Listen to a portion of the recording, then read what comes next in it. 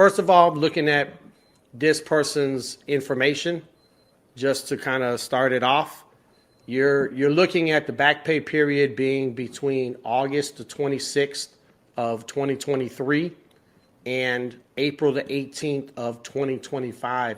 That's a span of 43 pay periods total. Now, that's pay periods 19 in 2023, the start date, and going up until pay period 9 of this year. When the Postal Service does adjustments, you see up on the screen, there's 11 little tabs there. That's the maximum number of adjustment tabs that they can calculate. And so a lot of people are like, where's all my adjustments? I should have 43 pay periods. As long as you had any paid hours in that time frame, then they owe you the difference. It doesn't mean they owe you the pay for that period because you already received the pay. But what you're receiving now is the difference in pay, what you should have gotten had your pay been done right the first time versus what you actually did receive. Normally, you're talking about a few cents per hour. Normally, you're talking about maybe around $100 a pay period, something like that. So if you have 43 pay periods, $100 per pay period, you got about $4,300, somewhere around there. It's going to vary wildly based on your rate of pay, based on how many hours you work, overtime hours, penalty overtime hours, et cetera, et cetera. And the way the ones that I've seen at least, is that there's one of those tabs that has all the pay periods in them. And so you'll have 10 different tabs. Like in mine, it was 1, 2, 3, 4, 5, 6, 7, 8, 9, and 11. Were all individual pay periods. The calculation for each individual pay period, how much it is, how much the deductions is, et cetera. And then the tab number 10 was 33 pay periods combined together.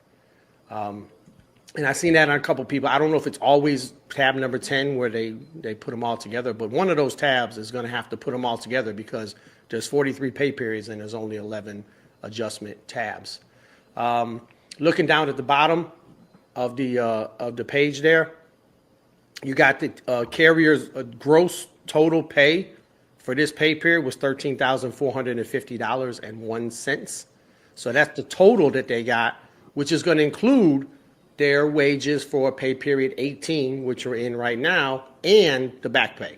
So the 13, when you see that total gross pay number, that's not just the back pay. That's your earnings for this pay period plus the back pay.